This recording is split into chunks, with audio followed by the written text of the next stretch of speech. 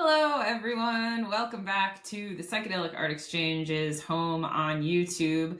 We hope you're all having a great November so far, and we're currently coming to you in the midst of our November Collectors Showcase auction, which is live until Thursday, November 13th at 9 o'clock p.m. Eastern Time. This auction sort of turned into a de facto Grateful Dead auction, which I'm sure comes as a complete shock to you if you regularly tune into this channel. But wow, there's so many crazy rare dead pieces that we're really excited to show you. But there's also a bunch of other cool rare stuff that it's really wild, and we're really excited to show you. So let's kick it off. Yes, like Katie said, there's a lot of dead pieces in this, and that's a lot to talk about there. But when you have a poster like this, you have to talk about it. Zeppelin posters are among the hardest to find and in good shape and all that stuff. It's definitely hard to score killer Zeppelin posters, and we have one for sale, and this is one of the best ever. The image is wonderful, and Yeah. it's such a good poster that it's been pirated and bootlegged many times. So, but we got an original, which Yeah. is It's a first for us. Yeah. Oh, yeah. I mean, again, we have to talk about it when we get any kind of Zeppelin posters that are, from early in their career. But anyhow, yeah, this is a beautiful poster, and it was a big event too. Yeah, this is from 1971, and they had just released Zeppelin 4. It was from a UK tour, and they played a couple shows at this Empire Pool in Wembley, which they turned into like these mega, like 5 hour long shows that had circus performers and other musicians. They called it the Electric Magic Shows. And I mean, you can kind of see the theme there on the poster. It's very cool, very beautiful. I will say we discovered that it's a little bit trimmed on the sides. You wouldn't ever really be able to tell unless you knew the original poster. But all that to say, it was an amazing time in their career. And something that is pretty cool about this poster and just that time in Led Zeppelin's career is you see all the symbols that are like next to them on the posters. Those would like become associated with each of the band members from there on out. But this time, I don't think it was the first time that they were ever seen was on this poster, but this was like the first time in the band's history that these symbols were associated with these members. So it's pretty cool. They're all there on the poster. Yeah, this is the premier item, and yeah, I mean, check around. You will find not many results for this. The Pirates and Boots have been sold a lot, but the originals do not come up. So here's your chance if you're into this. It's also huge. It's very cool. Yeah, it's giant. Yeah. Anyhow, moving right along in this sale, which is, it's a catch-all sale. It really is our premier sale of the month. But there are graded posters in the sale, and this is one of the earliest and most important Grateful Dead posters of all time. For all of you that aren't aware, this is the first time in print that the skeleton was associated with the Grateful Dead. And, so this is Wes Wilson FD12 from 66. It's in wonderful shape. It's got a few tiny staple holes, just nothing much. It's a really fine example. And this is where it started, with that whole association with skeletons and skulls and the Grateful Dead. So it's as important a poster as the FD26, but it's black and white, and it's not as obviously, blow away illustration like the 26. But this is a major early piece from 66, which is the sweet spot for collectors. Anyhow, moving along. Quick and the Dead. The Quick and the Dead. Great. Yeah. I mean, this is, and the new Tweety Brothers. But it's great. So at the Avalon, and here we have a selection from the Fillmore. This is Wes Wilson, and it's signed by Wes. It's It's a 9/8. It's one of those classic Wes Wilson illustrations, and if you're looking for a Grateful Dead poster to represent it all in your graded collection, this is it. That's it. All right, so now we're getting into the slightly more esoteric and rare material when we're talking about this Stockton Ballroom poster. This is 4/28/67, and I don't even think there's a date on the poster. It was such a No. small, yeah, you had to know, or it was just posted. It was, does not come up often. I had a hard time finding it anywhere, and even finding a record of the show, which did happen. It definitely did happen, but it's hard. It was hard to track down, and it's a screen print. It is, and again, it's an early, representation of some kind of skeleton warrior. I can't really make out the image that much, but also that it's an early use of red, white, and blue in a Dead poster, which with Steal Your Face became sort of emblematic colors that but this is one of the first posters where that comes together. Yeah, very cool. Anyhow, so this is maybe the rarest Dead poster in the sale. I mean, and we got a lot of them, so check it out. Yeah. And then on to one of my favorite Grateful Dead posters of all. It was the first show for the Pinnacle at the Shrine. This was Amazing Electric Wonders, done by John Van Hammersveld, and it was Buffalo Springfield and the Grateful Dead supposedly having a duel each night. I mean, the battle of the bands, from what I'm told.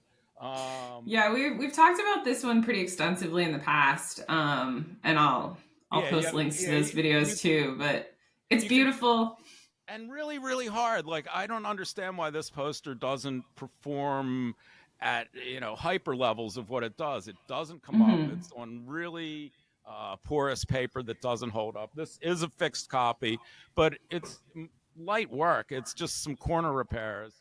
If you need this poster, I wouldn't let that scare you away. At least to fill the space. But again, it doesn't come up often. It's a really tough poster. I've seen one mint copy in all these years. Yeah. So I can't say enough about Amazing Electric Wonders. Yeah. Don't sleep on that one. Yeah, 67 again. So, and then we're flipping to 69 with a Grateful Dead Boston Tea Party poster that we've never handled before. We've handled the New Year's show from a couple months later at the venue several times, but this one doesn't come up, and it's a great design, and it's with Bonzo Dog Band. So do you know Bonzo Dog Band? No, should I? I mean, well, isn't that where Neil Innes came from, who did the Ruddles with you don't know the whole stuff? You don't know? Oh, I know the Ruddles. Okay, all right, you know the Ruddles, but yeah. Anyhow, I mean, we've been really lucky to handle a lot of these super rare Boston Tea Party posters in the last year. They're as rare as they come, and just in general. And this one especially, I mean, and it's pretty much unseen. It's a great psychedelic design. I mean, they must have loved Boston or Boston loved them, because also we have in the sale, we have this flyer from a show that didn't happen, but they were to be somehow at the Boston Garden a month later, was it? And this show was canceled, but it did. They did come back for the New Year's Eve show at the Boston Tea Party. This is an anomaly. This piece really doesn't exist. Canceled show. It doesn't. I think this. I hate using the words one of a kind, whatever, because I'm sure that's hard to prove. But right. We've never seen one, and we've never seen one for sale. So From my research, I mean, yeah, I couldn't find any other examples of it, and because the show never happened, there's not a whole lot to say about it. Yeah. There's not a whole lot of information about it. But it's real, and it was a real show that was scheduled and got canceled. But Sometimes crazy people, piece. some collectors don't like canceled shows. I mean, but if you're really trying to collect the whole, yeah, and which, I don't know if it's possible to collect the I whole don't thing think with the so. Grateful Dead. I mean, there's discoveries all the time. It's so. Mhm. I would like to know if anyone thinks they have a complete collection. That would be somebody I'd really That would like be to talk to. crazy. Yeah, Yes. if that exists, if there's even a way to catalog it, I'd love to be in on that project. That would be, a comprehensive list of all the Grateful Dead posters. That's something that ought to happen. It needs to be a Really. project of 200 deadheads at least. I mean, that would be a project. All right, so yeah, let's Let let's us know somebody what out you there think with about a lot that. of time do that. Anyhow, um, and then we're moving on to like a super rare poster from '70, Honolulu. This one is tough. And again, the first time it showed up here, it shows up every once in a while. Classic skull image. It's a hot poster. Yeah, I just discovered as we were gearing up to make this video that one of these shows was canceled. Um and the other one was, I guess, their last time playing in Hawaii. Is that right? Yeah? So, right, they were supposed to play in Hawaii for the Griffin poster, but that didn't come off. I don't know what the reason for It that must have been a was. tricky place to play at the time. I'm not Maybe, sure. or they, or they weren't welcome, or they were too busy, or who knows? Yeah, But Jerry loved Hawaii. yeah, he did. All right, Jerry dove there in his later years when he was getting healthy for a brief period. His later years in his 50s, Jesus. I also And think yeah, it's interesting that there's this like sort of Western cowboy theme. I mean, obviously it makes sense because of the bands, but it's in Hawaii.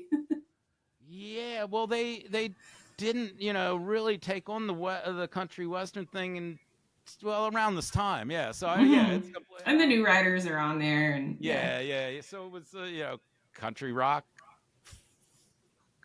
Who anyhow, that's all the Dead stuff. But this is a Dead centric sale. We're about a month away from the date where they claim where the first show was. Hmm. Magoo's Pizza Parlor or something like that. It was or no, and it was the acid test. Anyhow, this is right around that time, and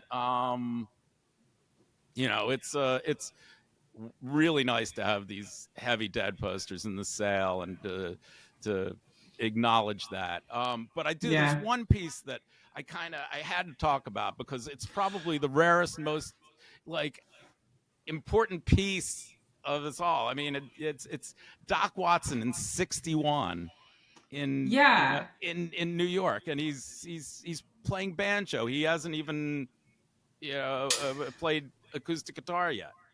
Well, he did, but it was like, he sort of started as more of an electric guitar player, and around like 1960, which this is from 61, he switched to like exclusively playing acoustic guitar and banjo. And his first, so this is for Clarence Ashley, who was like a country recording star in the 20s and 30s. And he sort of had like a resurgence around this time. And I guess Doc Watson's first ever recording was on Old Time Music at Clarence Ashley's, which I didn't know. And this appearance was like pivotal for him. It was at a public school in Greenwich Village. Um, Yeah, the Folklore Society. This is a crazy piece. This shouldn't exist. This is anybody that cares. You gotta look at this. it is pretty crazy. It's not very often that we get that kind of historical like folk country item. Oh, And there it goes. No, it was. and there it goes. It's on card, so it's It's no damage. Don't worry. Don't Anyhow, come for us. anyhow, um, I mean, yeah, this is a heavy sale. It's only 50 items, but it's packed. Yeah. We're really lucky that we get to offer these historic, museum like pieces for you. And you can bid in the auction until next Thursday. That is November 13th. Lots always start closing at 9 o'clock p.m. Eastern time. The links are in the description below me. Thank you for joining us. It's been really fun. See you next time. Bye.